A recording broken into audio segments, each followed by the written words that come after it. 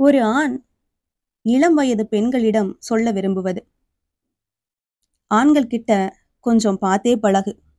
இதுல நண்பன், தோழன், பாய் பெஸ்டி, அண்ணான்னு பழகுறான், தம்பின்னு பழகுறான்னா நல்ல பையன் அப்படிங்கிற சர்டிபிகேட் எல்லாம் வேணாம். ஆம்பளைனாலே ஆம்பளை தான். எங்களோட எண்ணங்கள் பூரா பெண்களை எப்படி கவரணும்னு தான் இருக்கும். அது எங்களுடைய பயாலாஜிக்கல் டிசார்டர். அதுக்காக நாங்க எல்லோருமே கெட்டவங்கன்னு அர்த்தம் கிடையாது. நாங்க தப்பா பேசுனா பதிலடி கொடு, பயந்து ஓடாத, தலை குனிஞ்செல்லாம் நடக்க வேணாம், நெஞ்ச நிமித்தி நடந்து பழகு. உன் தைரியம்தான் ஒரு கட்டத்துல உன்னை காப்பாத்தும். ஒரு நிமிஷம் கண்ணை திறந்து உன்னை சுத்தி நடக்கிற விஷயங்களை உத்துப்பாரு. பெண்கள் இன்னும் அடிமைப்பட்டு தான் இருக்காங்க.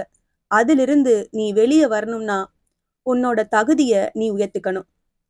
உன்னோட பள்ளி மற்றும் கல்லூரி காலங்களை முழுமையா படிப்புக்காக மட்டுமே அர்ப்பணி. காதல்ன்ற பேர்ல அவசரப்பட்டு உன்னோட வாழ்க்கைய கெடுத்துக்காத. நீ எடை கொடுத்துட்டு அடுத்தவனை குறை சொல்லி பிரயோஜனம் இல்லை. கண்மூடித்தனமா உன் அப்பனையும் ஆத்தாளையும் நம்பாத.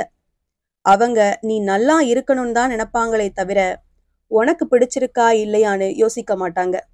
இது எல்லா விஷயங்களுக்கும் பொருந்தும், குறிப்பா கல்யாணத்துல.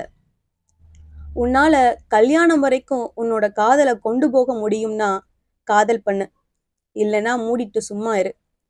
நம்பிக்கை கொடுத்துட்டு அடுத்தவன் லைஃபை கெடுக்காத. உன்னோட கனவுகள், லட்சியங்கள், ஆசைகள் பத்தி யோசி. நமக்கு எப்போ கல்யாணம் ஆகும், குழந்தை பெத்துப்போம், புருஷனுக்கு சோறாக்கி போடுவோம்னு யோசிக்காத. உன்னோட சொந்த காலில் நிக்க பழகு. கல்யாணம் வரைக்கும் அப்பனோட காலையும், கல்யாணத்துக்கு அப்புறம் புருஷனோட காலையும் நிக்க நினைக்காத.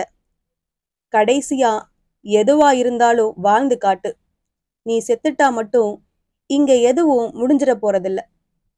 இத நான் உனக்கு ஒரு அண்ணனாவோ, தம்பியாவோ, மாமனாவோ, மச்சானாவோ, இல்ல நீ நல்லா இருக்கணும்னோ சொல்லல. நீயும் உயிர்தான், நானும் உயிர்தான். உன்னை அடிச்சு சாப்பிடணும்னு நினைக்கிற எனக்கு தான் தெரியும் நீ எப்படிலாம் இருந்தா பொழைச்சுக்கலாம்னு. இப்படிக்கு மிருகம். இந்த பதிவு உங்களுக்கு பிடிச்சிருந்ததுன்னா லைக் பண்ணுங்க, ஷேர் பண்ணுங்க, சேனலை மறக்காம சப்ஸ்கிரைப் பண்ணுங்க.